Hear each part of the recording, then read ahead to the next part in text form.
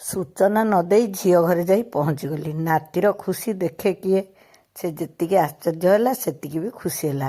ମୋତେ ତାଙ୍କ ବାଲକୋନିକି ଡାକି ନେଇ ତାଙ୍କ ଅମୃତଭଣ୍ଡା ଗଛରେ ଗୁଣ୍ଡୁଚି ମୂଷା ଅଛି ବୋଲି କହୁଥିଲା। ଏତିକିବେଳକୁ ସମୁଦୁଣୀ ବି ବାହାରି ଆସିଲେ। ମୁଁ ତାଙ୍କୁ ଅଭିବାଦନ ଜଣାଇ ଦୁଇ ପଦ କଥା ହେବା ଆରମ୍ଭ କରିବାରୁ ସେ ସେଠୁ ଚାଲିଗଲା। ସିଏ ଯାଇ ସେଠି ତାଙ୍କ ପିଲାମାନଙ୍କ ମେଳରେ ଆଖଡ଼ା କରିବାକୁ ଆରମ୍ଭ କଲା। କାହିଁକିନା ଆମ ସାଙ୍ଗରେ ମାଳି ଆଉ ନିଣ୍ଟୁ ବି ଯାଇଥିଲେ। ସୁଲୁ ସେତେବେଳେ ତା ମାମୁଁ ଘରକୁ ଯାଇଥିଲା।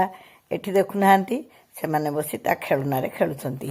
ମୁଁ ଆପଣଙ୍କୁ ଏଇଟା ଗତ ରବିବାରର କଥା କହୁଛି। ଯେତେବେଳେ ସାନ ପୁଅ ବୋହୂ ତାରିଣୀ ଦର୍ଶନ ଆଉ ମାମୁଁ ଘର ଭ୍ରମଣରେ କେନ୍ଦୁଝର ଯାଇଥିଲେ, ସେତେବେଳେ ସେମାନେ ସାଙ୍ଗରେ ନିଣ୍ଟୁକୁ ନେଇଥିଲେ।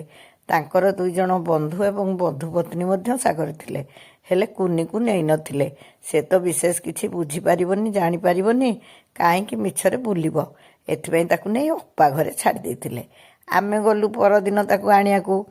ସିଏ ଯେମିତି ତା ବାପାକୁ ଦେଖିଛି ସାଙ୍ଗେ ସାଙ୍ଗେ ଆଗ କାଖୁ ହେଇ ପଡ଼ିଲା। ଭାବିଲା ବୋଧେ ପଛକୁ ମା ଥିବ। ତା ମାମା ତ ଯାଇନଥିଲା। ସେ ତା ବାପାକୁ ଖାଲି ଗେଲ କରିବାକୁ ଲାଗିଲା ଆଉ କହିଲା ଚାଲେ ଯିବା। ଯେତେ ହେଲେ ବି ବାପା ମାଙ୍କୁ ଛାଡ଼ି ସେ ସେଠି 2 ଦିନ ହେଲା ରହିଯାଇଥିଲା। ଅବଶ୍ୟ ସେ ଆଗରୁ ବି ତା ଅପା ଘରେ ରହିଛି। ଆମକୁ ଖୋଜେ ନାହିଁ। ଡେରି ହେଇଗଲେ ଟିକେ ନିଶ୍ଚୟ ମନେ ପକାଉଥିବ ତା ବାପା ମାମାଙ୍କୁ। ଝିଅ କହିଲା ଚାଲୁନୁ ବୋଉ ଟିକେ ଛାତ ଉପରକୁ ଯିବା, ଦେଖିବୁ ଆମର କେମିତି ଉପରେ ବି ଆଜବେଷ୍ଟ ପଡ଼ିଯାଇଛି। ମୁଁ କହିଲି ହଁ ସତରେ ତ, ମୁଁ କେଉଁଦିନୁ ତାଙ୍କ ଘରକୁ ଯାଇନଥିଲି। ମା ଝିଅ ଟିକେ ଛାତ ଉପରକୁ ଚାଲିଗଲୁ। ସେ କହିଲା ତୁ ଏଇନେ ସାଙ୍ଗେ ସାଙ୍ଗେ ପଳେଇବୁ। ମୁଁ ହଁ କରିବାରୁ ଗୋଟେ ଗେଲ କରିଦେଲା। ତା ଗଛ ଫୁଲ ଗଛ ଦେଖିବାକୁ ଚାହୁଁଥିଲା, କିନ୍ତୁ ଠିକ୍ ସେତିକିବେଳକୁ ବର୍ଷା ହେଲା। ତେଣୁ ଆମେ ଛାତ ଉପରେ ଟିକେ କଥାବାର୍ତ୍ତା ହେଇ ତଳକୁ ଫେରି ଆସିଲୁ। ଆସିଲା ବେଳକୁ ବାପ ଝିଅ ଖଟରେ ଗଡ଼ିକି ଖାଲି ଗେହ୍ଲା ହେଉଛନ୍ତି। ମୁଁ କହିଲି ଆରେ ଯିବୁନି କ'ଣ, ତୁ ଏଠି ଶୋଇପଡ଼ିଲୁଣି କିରେ? ମୁଁ ତ ଯେତେବେଳେ ବି ତା ଘରକୁ ଗଲେ ଏମିତି ଧଡ଼ପଡ଼ ହୁଏ ବୋଲି ସମୁଦୁଣୀ ମୋ ଉପରେ ଟିକେ ମନ କଷ୍ଟ କରନ୍ତି। କ'ଣ କରିବି, ଘରେ ଥାଇ ମୁଁ ଅନେକ କାମ କରିପାରେ, କିନ୍ତୁ ଘରକୁ ଛାଡ଼ିକି କୁଆଡ଼େ ଯିବା ମୋ ପାଇଁ ବଡ଼ କଷ୍ଟ। ଦେଖୁନାହାନ୍ତି କୁନି ଆମର କେମିତି ତତ୍ପର ହେଇ ସମସ୍ତଙ୍କୁ ପ୍ରଣାମ କରି ବିଦାୟ ମାଗିଲାଣି। ସେ ଗୋଟି ଗୋଟି ହେଇ ସମସ୍ତଙ୍କୁ ପ୍ରଣାମ କରୁଥିଲା। ଆମ ନିଟୁଆଟା ସହଜେ କାହାକୁ ପ୍ରଣାମ କରେ ନାହିଁ, କିନ୍ତୁ କୁନି ଆମର ସବୁବେଳେ ସମସ୍ତଙ୍କୁ ପ୍ରଣାମ କରିବାରେ ଧୁରନ୍ଧର। ଯେତେ ହେଲେ ଘରର ସଣ୍ଠଣା ପରା ଝିଅ ପାଖରେ ଥାଏ। ବହୁତ ଖୋଜା ଲୋଡ଼ାରେ ମୁଁ କୁନିକି ପାଇଛି। ସେ ଘରେ ନଥିଲେ ମୋତେ ଜମା ଭଲ ଲାଗେନି। ସେଇଥିପାଇଁ ତ ମୁଁ ନିଜେ ବି ବାହାରି ଯାଇଥିଲି ତାକୁ ଆଣିବା ପାଇଁ। ତାପରେ ଆମେ ଫେରିବାର ବେଳ ହେଇଗଲା। ଚାହା ଫାହା ଅବଶ୍ୟ ଖାଇଲୁ, କିନ୍ତୁ ବହୁତ ବେଶୀ ସମୟ ରହିଲୁ ନାହିଁ। ସମୁଦି କହିଲେ ଆଜି ତ ଏମିତି ଫେରି ଯାଉଛ, ଆଉ ଦିନେ ଆମ ଘରକୁ ଆସିବ। ମୁଁ କହିଲି ନିମନ୍ତ୍ରଣ ରକ୍ଷା କରିବାକୁ ଟିକେ ସମୟ ଲାଗିବ।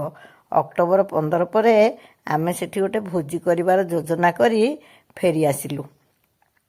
ସମସ୍ତେ ପୁଣି ଆମକୁ ଛାଡ଼ିବାକୁ ଆସିଲେ ବାହାରକୁ। ଆଉ କୁନି ତା ଅପାକୁ ପିଇସାକୁ ବି ମୁଣ୍ଡିଆ ମାରିଲା ସିନା, ସେମାନେ ବି ତାକୁ ଛାଡ଼ିବାକୁ ଆଇଲେ। ଅପା ଝିଆରୀ 2 ଦିନ ହେଲା ସାଙ୍ଗସାଥି ହେଇଥିଲେ, ତେଣୁ ପରସ୍ପରକୁ ଛାଡ଼ିଲା ବେଳକୁ ବି ମୁହଁ ସୁଖାସୁଖି ହେଉଥିଲେ। ହେଲେ ବି ନିଜ ଘର। କୁନି ଖାଲି ବାରମ୍ବାର ମୁଣ୍ଡିଆ ମାରି କେମିତି ଶୀଘ୍ର ଯିବା ସେଇ ପାଲାରେ ଥିଲା। ଯାହା ବି ହଉ ସମସ୍ତେ ପୁଣି ଆସିଲୁ। ମାଳି ଟିକେ ମୁହଁ ଶୁଖେଇଲା ମୁଁ ଜଲ୍ଦି ଫେରି ଆସୁଥିବାରୁ। ସମସ୍ତେ ଆସି ଗାଡ଼ିରେ ବସିଲୁ। ସବୁଠୁ ମଜାର କଥା ହେଲା, ସିଏ ଯେଉଁ ତା ଅପା ଘରକୁ ଯାଇଥିଲା, ତା ଅପା ତାକୁ କିଛି ଗିଫ୍ଟ ଦେଇଥିଲା, ଆଉ ଗୋଟେ କୁକି ପ୍ୟାକେଟ୍ ବି ଦେଇଥିଲା। ସେ ପ୍ୟାକେଟ୍ଟାକୁ ଆଉ ସେ ପଲିଥିନ୍ଟାକୁ ଜମା ବି ହାତରୁ ଛାଡ଼ୁନଥିଲା। ତା ଭାଇମାନେ ଯେତେ ବୁଝେଇକି ଚେଷ୍ଟା କରୁଥିଲେ ଟିକେ ସେଇଟା ଦେଖିବେ ବୋଲି, ସେ ମୋଟେ ଦେଉନଥିଲା। ଯାହା ବି ହଉ ଏମିତି ହେଇ ଆମେ ଆସିଲୁ। କାହିଁକିନା ମେଘ ଟୁପ୍ ଟୁପ୍ ପକାଉଥିଲା। ଝିଅ ଜ୍ୱାଇଁ ଆମକୁ ବିଦାୟ ଦେଲେ। ଆମେ ଗାଡ଼ିରେ ବସି ବାହାରି ଆସିଲୁ। ଅଳ୍ପ ବାଟ ତ ଆସି ଘରେ ପହଞ୍ଚିଲୁ। ଘରେ ପହଞ୍ଚିଲା ପରେ ବି ପୁଣି କ'ଣ ହେଉଛି ଦେଖନ୍ତୁ। କୁନି ସେମିତି ସେ ପ୍ୟାକେଟକୁ ଧରି ଧରି ଘରକୁ ଗଲା। ଆଉ ଗାଡ଼ିରେ ବି କାହାରିକୁ ଧରିବାକୁ ଦେଉନଥିଲା। ଘରେ ପହଞ୍ଚି ସିଧା ଚାଲିଲା ତା ମାମା ପାଖକୁ। ତା ମାମାକୁ ବି ସେଇଠି ଦେଖୁନାହାନ୍ତି ହାତରୁ ସେ 2ଟା ଖସିବାର ନାହିଁ। ତା ମାମାକୁ ବି ପ୍ରଣାମ କଲା। ପ୍ରଣାମ କରିକିରି ତାରି ମାମା ହାତକୁ ହିଁ ସେ 2ଟା ଦେଲା। କହିଲି ଯାହା ହଉ ତା ମାମା ହାତକୁ ହିଁ ସେ 2ଟା ଦେଲା। ଆଉ ତା ମାମାକୁ ବି ବହୁତ ଗେଲୁ କରିଦେଲା। ସେଇଠୁ ମୁଁ ଝିଅକୁ ସବୁବେଳେ ଝିଅ ଆମ ଘରୁ ଗଲେ ବି ଯାଇକି ମୋତେ ଫୋନ୍ କରିଦିଏ ମୁଁ ଭଲରେ ପହଞ୍ଚିଲି ବୋଲି। ତା ଘରୁ ମୁଁ ଆସିଲେ ବି ତାକୁ ଫୋନ୍ କରିଦିଏ ଯେ ମୁଁ ଭଲରେ ପହଞ୍ଚିଗଲି। ସେଇଟା ଆମ ମା' ଝିଅଙ୍କର ଗୋଟେ ସିଷ୍ଟମ୍। ଆମ ମା' ଝିଅ କଥା ଭାବୁଥିଲି ଆଉ ତାଙ୍କ ମା' ଝିଅଙ୍କ ଗେହ୍ଲା ଦେଖୁଥିଲି। ଏଠୁ ଗୁଲିକି ଫୋନ୍ କଲି। ଗୁଲି କହିଲା ମୋ ମନ ଜମା ଭଲ ଲାଗୁନି ଲୋ ବୋଉ, ଘରଟା ପୁରା ଫାଙ୍କା ଲାଗୁଛି। କୁନି ଏଠି ଯାହା ସବୁ କରୁଥିଲା ମୁଁ ସେଠି ମନେ ପକାଉଥିଲି। ଆଉ କୁନି ଆଉ ମାଳି କେମିତି ବଦମାସି କରୁଥିଲେ, କେମିତି ନାଚୁଥିଲେ ଡେଉଁଥିଲେ, ସେସବୁ କଥା ବି କହିଲା। ସତରେ ଛୋଟ ଛୁଆର ଗହଳି କେଉଁଠି ମିଳେ ନା। ହେଲେ କୁନି ତାରା କ'ଣ ଏବେ ବି ଆମ ଘରେ ଅଛି କି? ଘରୁ ଆସି ପୁଣି ପରା ମାମୁଁ ଘରକୁ ପଳେଇଛି। ସେଇଥିପାଇଁ ମୁଁ ତା ବାଟ ଚାହିଁ ବସିଛି। ସେ କାଲି ଫେରି ଆସିଲେ ଆମ ଘର ପୁଣି ଗହଳି।